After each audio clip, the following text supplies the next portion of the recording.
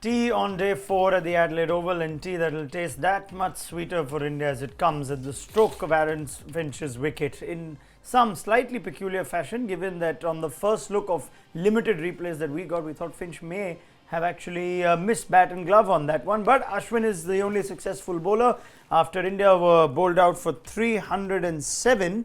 Might be a little disappointed by that, given they went to lunch at 260 for 5, losing their last 5 wickets for 47 runs. But it still sets Australia a daunting 3-2-3 to win, of which they are 295 behind. Brad Hodge, VVS Laxman and Ajit Agarkar with me. I don't know if Hodge, you managed to get a couple of more replays than we have. That looked pretty strange. Aaron Finch walking off when it looked like, at least from the first instance, that he might have missed that one. Yeah, I managed to see one replay, and it clearly looked like he missed the ball. I didn't see any hot spot or anything like that, but there was some confusion from our commentary box as to why he didn't take a review. Given the fact that as a batsman, you surely know whether you've hit it or hit your glove. You can certainly feel it. It's a strange one to me, and why you'd even ask your opinion of your batsman at the other end, you just call for it straight away. And given that this is an important time, they've just managed to almost see the session out, VVS, and they would have got some spring in their step that India hadn't kept them and toiled them in the field, making 400 and whatnot. That 5 wickets came quickly, and there's a lot of time still left in this test match. Yeah, absolutely. I think first from Finch's point of view, even his test career is on the line. You know, the way he got out in the first innings, he looked very uncomfortable right from the first ball. He was facing Ishant Sharma. You would probably, even if there is a little bit of doubt in your mind, you take the chance, you know, and ask the umpire and take the DRS. But as it seems, I think he went and consulted his partner, and Harris was convinced that probably there was a hit. That's something from a test debutant to tell you maybe. and convince but you. But coming to the India's approach immediately after lunch, I was a little surprised. Yeah, not really surprised with the Rishabh Pant going on playing the way he does, but. We would have thought that they played the entire session from lunch to tea and probably declared just before tea, or maybe say 2 or 3 overs after tea, and get a score which is close to 350, 370, which would have been possible. But suddenly the way they got out would be really disappointing for India. But having said that, still it's a tough task for Australia to win this game, but they should have played that entire session. Okay, so let's go deeper into that. Now, India may very well go on to win this test, and even if Australia don't win and draw this test, it will be a heroic achievement from them. But when they came out, like VVS said, at 260 for 5, you saw the approach from Pant, and we established that maybe he has the license, or we speculate that he has the license from the dressing room to do that.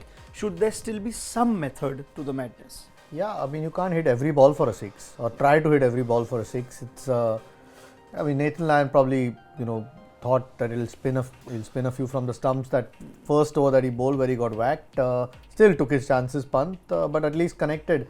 You always, as a batsman or even as a bowler, if you think you are going to change your line to keep it away from his arc, and he was going to bowl it outside off, and a little bit of spin from there, then you have to adjust your shot. He still tried to hit him same place, skied it to cover. So it's okay to say play aggressive, but you still have to be smart enough. Now that you've got a bit of a start, it's an interesting one. I mean, they've given Australia a little bit of hope. That's still a lot of runs, and with this Australian batting, you still expect India to go on and win that test. But why give the other team any sort of hope that they can chase this total with so much time left in the game, so many overs, and it's still not a bad pitch. Yeah. If you can grind your way, who knows? Someone gets a big 100. You might get closer to a target, and you could tire Australia more. You could really grind them in. That could have its own toll on the bowlers. Now suddenly they're not quite as and the batsmen go in with the hope that this is not just one result. It's not either winning or India winning or drawing. That if they bat time, they could actually win this. Yeah, I think if India would have batted the entire session and got to 350, 375, then there would be only one result, which would be India winning the match.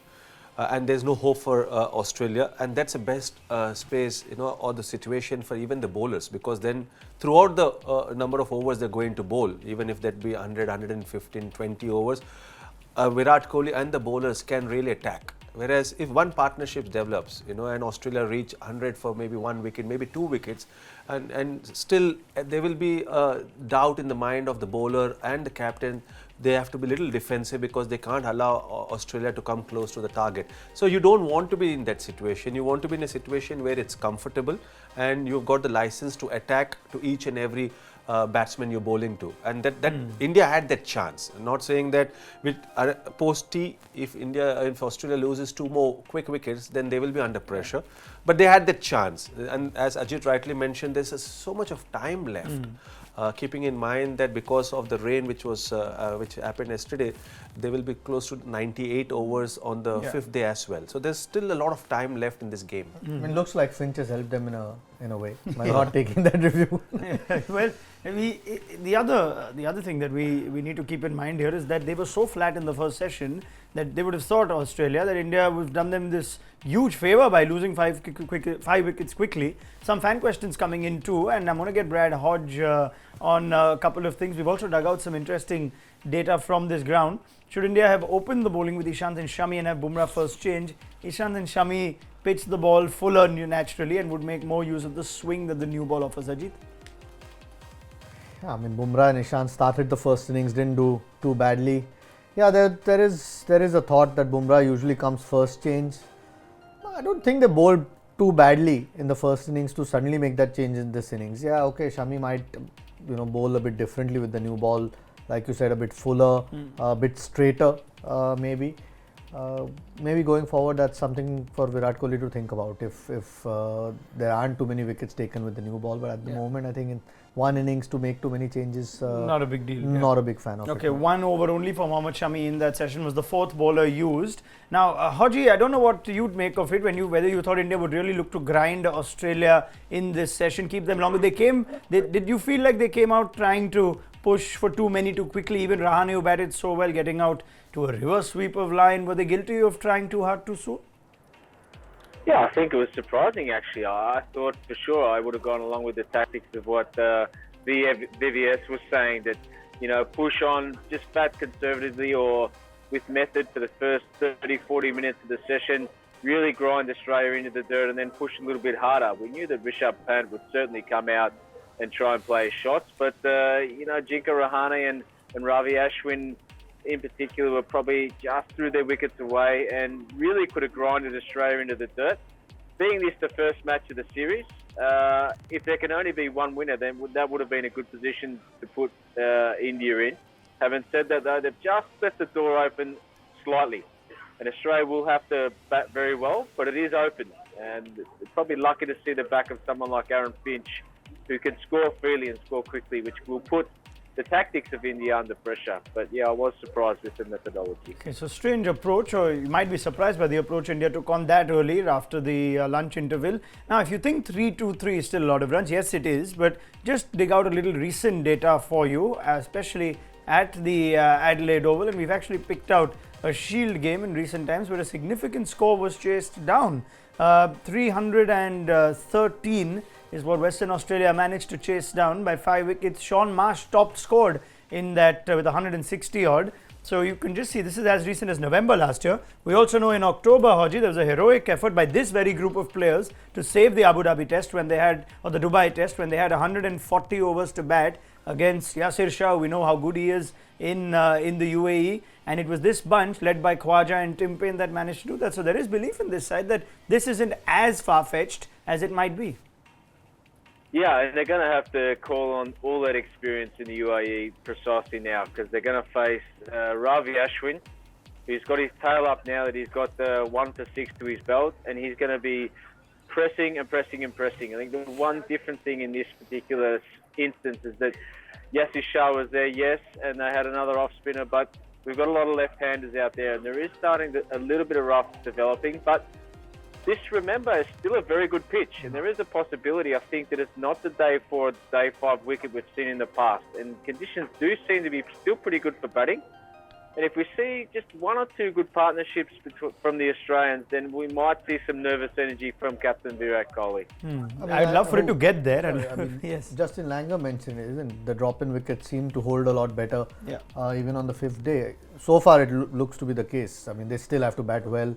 We haven't seen that in the first innings from the Australians, but at least the conditions are not as bad as they can be on a 4th and a 5th day pitch. That point Haji makes of the rough for the left-hander not quite as daunting as the rough for the right-hander. So it's a little harder for the right-hand bat, who've seen Aaron Finch just get out. The left-handers, which there are plenty now for Australia, might find it a little bit easier. You would think so. I mean, Harris seemed quite comfortable against Ashwin. Maybe Ashwin probably pitched a few short, which gave him time to go on the back foot, but we'll have to wait and see. I think it's early days in this innings. Under pressure, you suddenly seem to find the ball turning a lot more than it is. What will be important from India's point of view is then not panicking. Yeah. And they're still in control very much. They have to show the same discipline they showed in the first innings as a bowling group. Because when you're bowling 4th day evening, you expect to take more wickets. Yes. And that also implies to Ashwin, because the reason why Ashwin did well in the first innings was he was patient.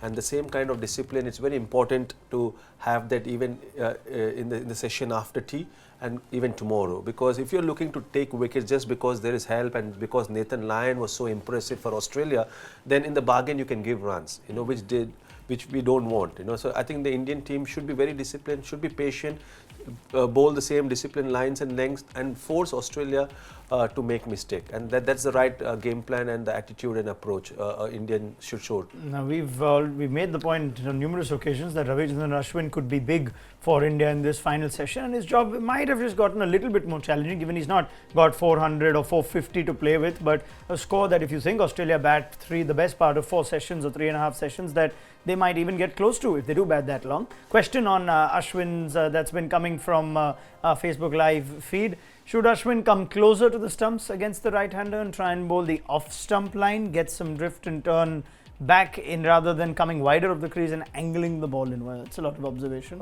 Has he been doing that? I haven't seen him. I mean, he just bowled one outside off, although Finch, I think, for some strange reason, didn't take that review. Didn't look like he's hit it. Yeah. But that's the right ball to bowl. So I think he's got a few left-handers to bowl to. First up now till Hanscom comes in. So hopefully by then there'll be enough shine on one side of the ball where you naturally get that drift.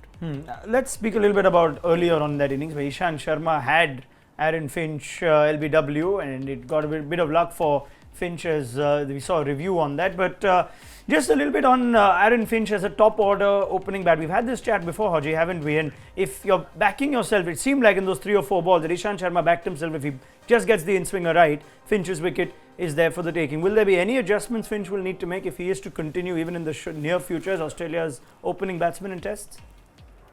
Well, I think if he's probably going to make it as a test match opener, he probably has to bat the way he wants to bat and his natural instinct. We've said before that he's not a true out-and-out opener, and that's probably the state of cricket, the state of play where Australia's at. That he is vulnerable to a early swinging new ball, and India did their homework, and Ishant got it right, and unfortunately he overstepped the mark. But to make technical changes from here to Perth in 5 or 6 days' time is going to be very difficult. You just have to trust what he's done in the past, and hopefully that will carry you through. I know there are those in cricket that actually don't say it's unfortunate when a bowler oversteps, because those are mainly batsmen, because he's brought that upon himself. Yeah. The amount that's happening now, we see it, Bumrah doing it quite often. You think with the way limited overs rules are, I know Ishant doesn't play white ball cricket, that it would be something that just goes out of the game. England are very good at it. They've almost taken away the no ball from the fast bowlers equation.